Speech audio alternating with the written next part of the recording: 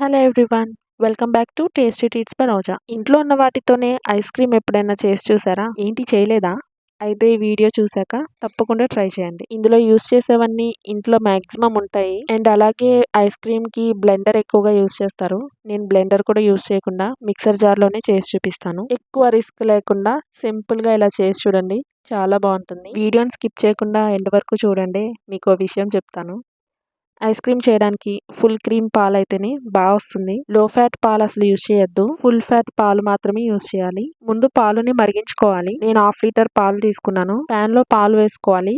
Last లో కొద్దిగా పాలని మాత్రం సెపరేట్ గా వేరే బౌల్లోకి తీసుకోవాలి. ఈ లోపు పాలు మరుగుతూ ఉంటాయి. సెపరేట్ గా తీసి పెట్టుకున్నాం కదా వేరే బౌల్లో, ఆ పాలల్లో 2 స్పూన్స్ కస్టర్డ్ పౌడర్ వేసుకోవాలి. నేను మ్యాంగో ఫ్లేవర్ ఉన్న కస్టర్డ్ పౌడర్ తీసుకున్నాను. మీరు ఏ ఫ్లేవర్ లేకపోయినా నార్మల్ కస్టర్డ్ పౌడర్ యూస్ చేసినా నో ప్రాబ్లం. ఇప్పుడు ఈ పాలల్లో కస్టర్డ్ పౌడర్ అంతా కలిసిపోయి లమ్స్ ఏమీ లేకుండా ఇలా మిక్స్ చేసుకొని పక్కన పెట్టుకోవాలి. ఈ లోపు పాలు కూడా ఇలా మరుగుతూ ఉంటాయి. 5 మినిట్స్ బాయిల్ చేసుకోవాలి. ఇప్పుడు ఇందులోకి 6 ఆర్ 7 స్పూన్స్ వరకు షుగర్ యాడ్ చేస్తున్నాను. మీరు స్వీట్ లవర్సా అయితే ఎక్స్ట్రాగా 2 స్పూన్స్ యాడ్ చేసుకోండి. నేను వేసుకున్న షుగర్ అయితే కరెక్ట్గా సరిపోయింది.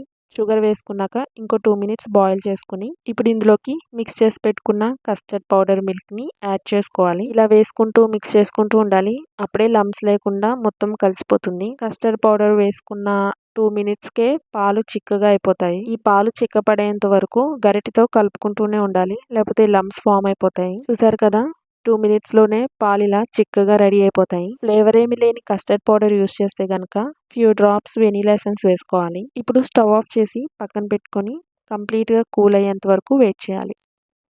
చూసారు కదా, ఇది కంప్లీట్ గా కూల్ అయిపోయింది. ఇప్పుడు దీన్ని ఏదన్నా ఒక ఎయిర్ టైట్ గ్లాస్ జార్ లో కానీ ఎయిర్ టైట్ బాక్స్ లో కానీ వేసుకొని మూత పెట్టేసి డీప్ ఫ్రిడ్జ్ లో 4 ఆర్ 5 అవర్స్ పెట్టుకోవాలి. 4 అవర్స్ తర్వాత మూత తీసి చూస్తే ఇలా గడ్డ కట్టేస్తుంది మొత్తం. ఇప్పుడు దీన్ని మిక్సర్ జార్లో వేసుకోవాలి. మీకు గనక అవైలబుల్గా ఉంటే ఇందులోనే ఫ్రెష్ క్రీమ్ యాడ్ చేసుకోవచ్చు. అది గనక లేకపోతే పాల మీద మీగడ ఉంటుంది కదా, అది కలెక్ట్ చేసుకొని వేసుకోవచ్చు. ఫ్రెష్ మీగడ అయితేనే వేసుకోండి, లేకపోతే బాగోదు ఐస్ క్రీమ్. చూసారు కదా, ఇప్పుడు ఈ రెండింటిని 2 మినిట్స్ బ్లెండ్ చేసుకోవాలి. 2 మినిట్స్ తర్వాత ఇలా ఫామీ టెక్స్చర్ వస్తుంది, అంటే పైన నురగలాగా కనిపిస్తుంది. అలా వచ్చేంత వరకు బ్లెండ్ చేసుకోవాలి. ఏదైనా ఎయిర్ టైట్ బాక్స్లో వేసుకొని మూత పెట్టేసి 8 అవర్స్ కానీ ఓవర్ నైట్ కానీ డీప్ ఫ్రీజ్లో పెట్టుకోవాలి, అంటే ఫ్రీజ్ చేసుకోవాలి. నేనైతే ఓవర్ నైట్ ఫ్రీజ్ చేసుకున్నాను. అంతేనండి, ఐస్ క్రీమ్ రెడీ అయిపోయినట్టే. ఇంకా మనం సర్వ్ చేసుకోవచ్చు. వీడియోలో చూస్తుంటేనే అర్థమవుతుంది కదా, టెక్స్చర్ కూడా స్మూత్గా ఉంటుంది. నేను మ్యాంగో ఫ్లేవర్ యూస్ చేశాను కదా, బాగుంది. వెనీలా ఎసెన్స్ యూస్ చేశారంటే ఇంకా బాగుంటుంది. ఈ ఐస్ క్రీమ్లో యూస్ చేసినవి మ్యాక్సిమం అందరింట్లో ఉంటాయి కదా, ఇంట్లో ఉన్న వాటితోనే అని చెప్పి ఇలా పప్చార్ గరిటె యూస్ చేశాను. వీడియో ఎండ్లో ఒక విషయం చెప్తాను కదా, ఏమి లేదు.